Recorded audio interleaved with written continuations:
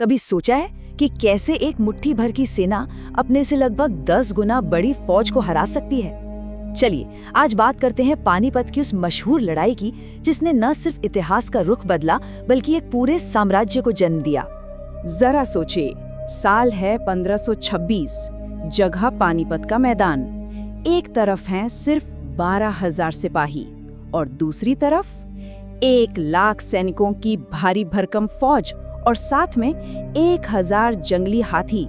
देखकर तो यही लगता है कि जीतने का कोई चांस ही नहीं है। देखिए, ये कोई आम लड़ाई नहीं थी।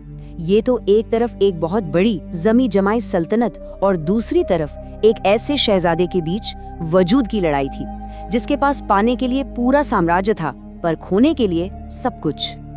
तो मैदान में एक तरफ थे दिल्ली के सुल्तान इब्राहिम लोदी, जिन्हें अपनी जबरदस्त ताकत पर पूरा भरोसा था, और दूसरी तरफ था जहीरुद्दीन मोहम्मद बाबर, तैमूर और चंगेज खान का वंशज, जिसके पास साबित करने के लिए बहुत कुछ था। और दांव पर क्या लगा था? हिंदुस्तान, वो जमीन जो अपनी बेहिसाब दौलत के लिए जानी जाती थी। लोदी अपनी सल्तनत बचा रहा था और बाबर, वो तो मध्य एशिया में अपना सब कुछ हार चुका था और एक नई सल्तनत बनाने के लिए कह सकते हैं बेताब था। अब बाबर ये बात अच्छी तरह जानता था कि इतनी बड़ी सेना से सीधी टक्कर लेने का मतलब है पक्की हार। उसे कुछ अलग करना था, खेल के नियम ही बदलने थे। उसे अपनी ताकत से नहीं, अपने दिमाग से काम लेना था। उसके असली हथियार ज्यादा सिपाही नहीं थे, नहीं, उसके हथियार थे आइडियाज। 2 ऐसी जबरदस्त मिलिट्री स्ट्रेटजीज जो हिंदुस्तान के जंग के मैदान पर इससे पहले किसी ने देखी ही नहीं थी। पहली थी रूमी पद्धति। सोचिए, 700 बैलगाड़ियों को चमड़े की रस्सियों से आपस में बांधकर एक चलती फिरती दीवार बना दी गई। ये खुले मैदान में एक किले जैसा था, जिसके पीछे छिपा था बाबर का सबसे बड़ा हथियार, उसकी तोपें। और फिर थी उसकी हमला करने की चाल, तुलुगमा रणनीति।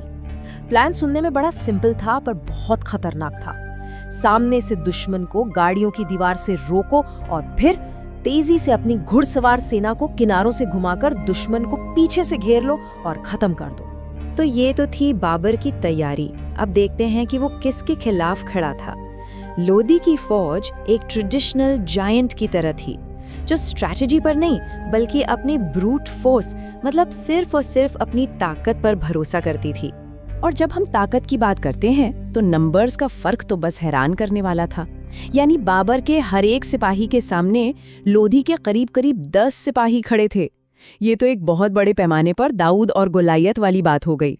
और लोदी का तुरुप का इक्का 1,000 जंगी हाथी, जो 16वीं सदी का टैंक की तरह थे। उसका प्लान एकदम सीधा और क्रूर था।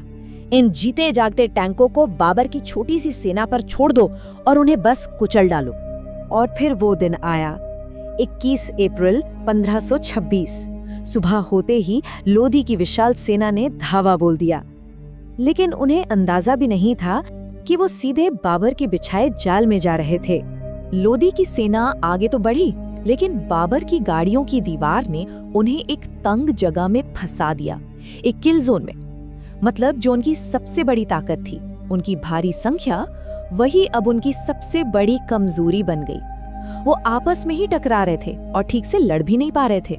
और तभी बाबर ने अपना असली पत्ता खोला। तोपों की वो गगन भेदी आवाज उसने पूरे मैदान को हिला कर रख दिया। वो एक ऐसी आवाज थी, एक ऐसा धुआं था जो हिंदुस्तान के किसी भी जंग के मैदान ने पहले कभी महसूस नहीं किया था। सैनिकों और जानवरों दोनों में दहशत फैल गई। और यही लोदी की सबसे बड़ी ताकत, उसकी सबसे बड़ी हार की वजह बन गई। तोपों की उस भयानक आवाज से हाथी बुरी तरह डर गए और घबराकर वो पलटकर अपनी ही फौज को रौंदते हुए भागने लगे। हर तरफ बस अफरा तफरी और तबाही मच गई। बस कुछ ही घंटों में खेल खत्म हो गया। दोपहर होते होते लोधी की वो विशाल सेना तितर बितर हो चुकी थी। सुल्तान इब्राहिम लोधी मैदान में मारा गया था। बाबर का वो दालजिन प्लान वो पूरी तरह से कामयाब हो चुका था। लेकिन पानीपत की ये जीत सिर्फ एक लड़ाई का अंत नहीं थी, ये तो एक पूरे दौर का अंत था और एक नए युग की एक जबरदस्त शुरुआत। सिर्फ एक दिन की लड़ाई ने 320 साल पुरानी दिल्ली सल्तनत को खत्म कर दिया और उसी की राख पर बाबर ने रखी मुगल साम्राज्य की नींव। एक ऐसा साम्राज्य जो अगले 300 सालों से भी ज्यादा वक्त तक हिंदुस्तान पर राज करने वाला था और दुनिया पर अपनी एक अलग छाप छोड़ने वाला था। लेकिन रुकिए, पानीपत की कहानी यहाँ खत्म नहीं होती। किस्मत का खेल देखिए, दशकों बाद इसी मैदान पर इतिहास खुद को दोहराने वाला था और इस बार वजह बनने वाला था सिर्फ एक तीर। ये थी पानीपत की दूसरी लड़ाई और इस बार दांव पर लगा था बाबर के पोते अकबर का साम्राज्य। लड़ाई एक ऐसे मोड़ पर थी कि कुछ भी हो सकता था। तभी एक आवारा तीर सीधा दुश्मन सेनापति हेमू की आंख में जा लगा। बस उसके गिरते ही उसकी सेना में भगदड़ मच गई और वो भाग खड़े हुए, जिससे ये एक बार फिर साबित हो गया कि पानीपत में किस्मत भी एक बहुत बड़ा किरदार निभाती है। तो आखिर हम पानीपत की इन लड़ाइयों से सीखते क्या हैं? यही कि जंग के मैदान में साइज हमेशा मैटर नहीं करता। हिस्ट्री अक्सर सबसे बड़ी फौज नहीं बल्कि सबसे स्मार्ट फौज लिखती है। स्ट्रैटेजी और टेक्नोलॉजी ब्रूट फोर्स पर हमेशा भारी पड़ती है। ये बात सोचने पर मजबूर करती है ना, कि इतिहास में ऐसा कितनी बार हुआ है जब सिर्फ एक टेक्नोलॉजिकल जंप या एक बोल्ड आइडिया ने पावर के सारे रूल्स ही बदल कर रख दिए।